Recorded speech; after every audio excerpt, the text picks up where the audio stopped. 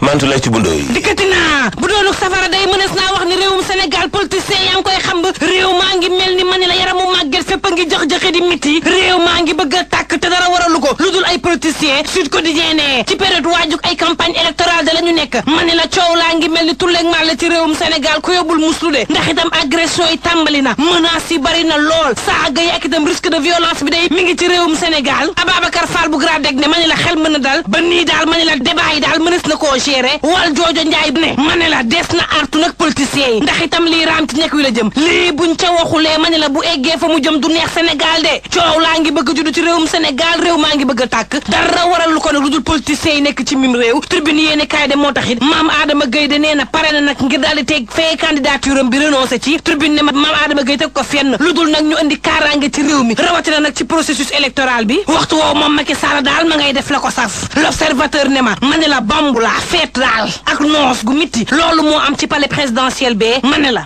ñu wax sénégalais takk leen seenu biir ndax jamono dafa metti daanaka loolu daal président takkul biiram moom sa alngaari lam tooro moom ma ne la analyse bu tableau répartition de sources yi daanaka waree na pali ba daal moom la ñuy dund wàññiwuñ ko waaye dañu koo daal di yokku ma ne la ci xayma 1 milliard bu teg ñetti téeméeri millions ci suñuy koppar ci yeneenu dépense yi daal ak indemnité ak ñoom seen 1 milliard bu tegaat ñetti téeméeri millions mooy carburant par jour bés bu yàlla sàkk ñeenti milliards yu teg ñetti téeméeri millions loolee ngir aéronef 1 milliard nag bu teg juróomi téeméeri millions ci suñuy koppar ngir achat vedette l'observateur ne ma Macky Moussa daal dina nag jàppale au conseil collectivité territoriale bu Ousmane Tanor Dieng bi ci lu toll ci 1 milliard 340 millions ci suñuy koppar l'observateur ne ma Ousmane Sonko la muy wax moom xam na kaam tribune yéene kaay ne ma lu ci mënti am daal def na ay accusation daal di tuumaal Mamour Diallo loolee nguur geeg procureur yi kon war nañ caa jóg Vox Populi ne ma mbaa Ousmane Sonko weddiwul boppam ba mu demee ànd ak Abdoulaye Wade jege ko lool leader bu Pastef de mani la dafa jàppoon ni Abdoulaye Wade daanaka njiitum réewum Sénégal moo ca yeesoon jàppoon nit ab reykatu nit la di criminel koo xam ne dañ koo war a takk daal di koy faat tey nag Ousmane Sonko ma waxoon lii moo waxee jàpp ne Abdoulaye Wade daanaka njiitum réewoo Sénégal moom moo gën loolee tax Walf Quotidien ne lan la Abdoulaye Wade mën a andil Ousmane Sonko Les Échos yéene kaay ne Abdoulaye Wade daal lu ci mënti am ma ngay daal di galvaniser di yokk jom ak fulla ak fayda ñi nga xam ne ñoo di libéraux yi teg ci nag mel ni kuy xosima di Kenya Abdoulaye Wade ni waa parti démocratique sénégalais dajale leen la ngeen mën ci ay signature ngir valider candidature bu Karim Meïssa Wade ngir ñu mën a am ndam ñeneen candidat ak yeneen collaborateurs yi nga xam ne nag koon ñoo bootu woon suñu ginnaaw xëy bedduñu bu ñu am dara ndax dañuy ñëw di leen naxte la ñuy wax dafa safaanoo ak dëgg benn parti nag mënta am ay candidats yi ëpp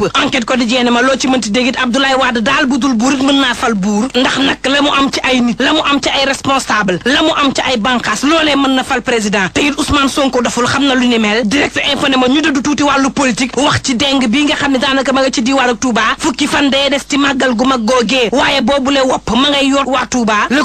quotidien ne ma SDE da daanaka dañoo daal di jëfur te it koon yàggaay gi nga xam ne yàgg na ko ci it ñu xaatimal leen beneenu contrat buy tax nag ñu mën a gérer ndox bi ci réewum Sénégal directeur général ba di baal nee na jamono ji daal dara wóortuñu xamuñu ne tey mën nañ ñoo dàqee fii am de lu ci mënti am daal contrat bi signé guñu ko le soleil yéeni kaay ne décret présidentiel daal dinay wàccati ngir daal réglementer secteur bi nga xam ne moom moo di njaayu jënd ak itam grande distribution bi daanaka daal moom Auchan libération ne ma Macky daal dinay dagg ay laafam fu leen neex ubbi magasin day daal di dakk ci réewum Sénégal kon tere nañ leen ñu ubbee ci benn magasin tant que président de la république waxu ci ñu daal di daaneel ak l'observateur mu may xamal ni kër Momar Sarr day la fa am kaawteef la ab soxna soo xam ne man la dafa am borom kër maanaam am jëkkër waaja xeemeem ko daal ba dugg ca néegam ne da koy daal di violer soxna ci daal boolew ca waxam dafa ngooy ca Samba Ndiaye rek ne du ko baax wax jëm kaw wax jëm suuf soxna sa ngooy ca Samba rek moom violeur ba mu sonnee xam nga nu mu def daal di matta soxna sa noppa daw yendu leen ak jàpp Samsung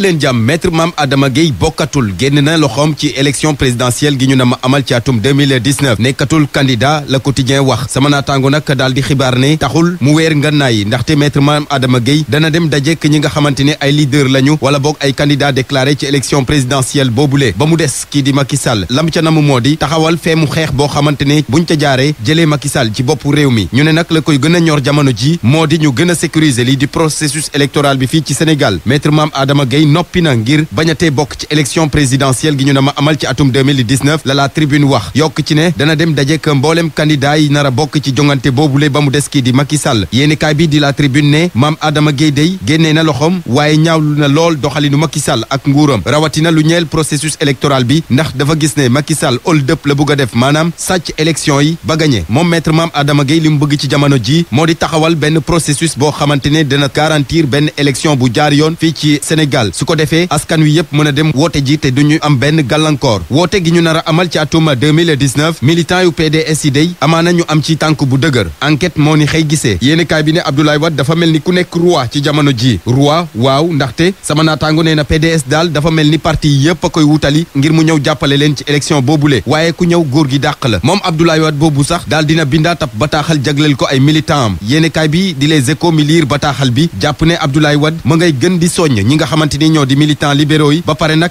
dal ci kaw maître Madické Niang ak ñi ànd ak moom Abdoulaye Wade nee na xel xalaatul mukk PDS am ay candidature yu bari ci élection présidentielle gi ñu dëgmal Ousmane Sonko moom candidat la jamono ji mu ngi wutub pexe dina sakay nocci ci noonu la ne day dem daje kii di Abdoulaye Wade ndax pour am alliance la ak PDS laajte baa ngoog tontu bi nag ñëwagul waaye Walf Quotidien daal jàpp na ne bés bu Abdoulaye Wade jàppale kii di Ousmane Sonko wala boog ñu ànd ci alliance dana metti ci nguur gi Walf Quotidien ne loolee sax xel mën na ko nangu ndaxte candidature Karim Wade ñu ngi koy laam-laamee ci jamono ji wóorul mu doon ab candidat ci élection boobule te bu demee ba loolu am bu ye boo xam ne Abdoulaye Wade mën na dem jàppale kii di Ousmane Sonko te alliance boobu bés buñ ko taxawalee njiital Pastef dana am benn appui ak soutien de taille ndaxte bu mooyee xarañ ak dooley ndaw bi Ousmane Sonko di demee dana am ci wetam expérience bu bàyyeekoo ci ab màggetu politique Abdoulaye Wade yéenekaay bi ne bête politique la ku am expérience koo xamante ni jot na sonnal ñi nga xamante ni ñoom ñoo ko jiitu ca palais de la République lii la yéenekaay bi di Walf Quotidien xamle waaye nag li jaaxal sama naataango moo di Ousmane Sonko it dafa mel ni kuy matt di ëf Vox Populi fàttali ñu ne moom njiitu Pastef moo fi ne woon Abdoulaye Wade bokk na ci président yi gën a yées gi Sénégal mos a am. Spécial promo. Sud Quotidien s'arrête sur les risques de violence politique en cette période électorale. Les politiques haussent le ton. Leurs discours sont souvent teintés de violence verbale qui pourrait se traduire en violence physique. Nos confrères donnent la parole aux spécialistes pour Valdiodio Ndiaye, expert électoral et membre du collectif des organisations de la société civile pour les élections du Sénégal. Si l'on y prend garde, les prochaines élections ne seront pas épargnées car il y a des signes avant-coureurs qui peuvent engendrer des violences. En revanche, son collègue expert électoral, membre du groupe de recherche et d'appui Conseil pour la démocratie participative et la bonne gouvernance, Gradec, Babacar Fall, semble minimiser, même s'il note une certaine surenchère verbale et d'échange acerbe. En tout cas, en cette période préélectorale, le fait de donner son point de vue peut parfois ouvrir un boulevard haineux allant de l'insulte à l'agression physique en passant par des menaces, destruction de biens et d'invectives. Dans la sphère politique, les cas foisonnent et la tension politique actuelle interpelle plus d'un sur la dangerosité des actes ou des paroles posées et leur incidence sur la stabilité du pays, ajoute nos confrères de Sud Quotidien sur le même sujet. 24 heures écrit: au-delà de l'escalade d'injures et d'invectives contre Sonko, Macky Sall refuse le déverrouillage malgré le contexte électoral tendu. Les candidats à la candidature poursuivent leur opération de charme. Vox Populi révèle pour faire échec à l'attentat rampant de Macky Sall, Mame Adama Gueye prêt à sacrifier à sa candidature. Dans le même journal, le leader du mouvement Sénégal bu bees soutient qu'il est prêt à rendre visite à tous les candidats sauf Macky Sall. Nos confrères de 24 heures révèlent que pour la transparence de la présidentielle, Mame Adama Gueye s'érige en gendarme du processus électoral. Au nom de la sécurisation du processus électoral, maître Mame Adama Gueye prêt à renoncer à sa candidature, barre la une du quotidien La Tribune. Nos confrères du quotidien L'As renchérissent Mame Adama Gueye hors piste, toujours à propos de la présidentielle. Abdoulaye Wade qui galvanise les libéraux et gratigne maître Madické Niang, c'est le gros titre du quotidien Les Échos. Dans une lettre datée du 14 octobre, le secrétaire général du Parti démocratique sénégalais se félicite du travail fait par les responsables et militants de son parti dans le cadre des opérations de collecte de parrainage. Il les invite à poursuivre le travail et à dénoncer les transfuges du parti qui tentent d'épuiser dans ses réserves en colportant des mensonges. Maître Abdoulaye Wade et qui veut des opérations de parrainage du PDS se poursuivent jusqu'au mois de novembre pour le maximum de parrains pour Karim Wade, annonce de grandes mobilisations à venir. En tout cas, pour nos confrères du quotidien Enquête, Wade ne peut être un faiseur de roi pour la prochaine présidentielle. Ils expliquent convoité de toutes parts par le Parti démocratique sénégalais et conduit pour le moment à tous ses prétendants. Pour nombre d'observateurs électoraux de la formation libérale pourrait être la clé de voûte de la prochaine présidentielle. Nos confrères du quotidien L'Observateur s'arrêtent sur la loi de finances 2019. Avec le budget de la présidence Bamboula au palais Bar, la une du journal, une enveloppe de 86 milliards de francs CFA est prévue pour le budget de la présidence, un montant dont une bonne partie devrait servir à assurer le bien-être du président Macky Sall et des membres de son cabinet. Selon nos confrères, le régime d'austérité qui s'impose au Sénégal va épargner Macky Sall et ses services. Exemple, 1,3 milliard de francs CFA pour autres indemnités, 1,3 milliard de francs CFA de carburant par jour et 4,3 milliards pour les aéronefs et 1,5 milliard pour l'achat de vedettes. Magal de Touba et lutte contre la dengue. Selon nos confrères du quotidien Enquête, à 10 jours de l'événement, 8 cas de dengue ont été détectés. Mais pour le directeur de la prévention, Mamadou Ndiaye, des équipes sont sur les lieux pour assurer la surveillance et la protection des lieux. Toutefois, il précise que le risque est là parce que les moustiques sont dans le pays, d'où la nécessité de prendre des mesures individuelles et collectives.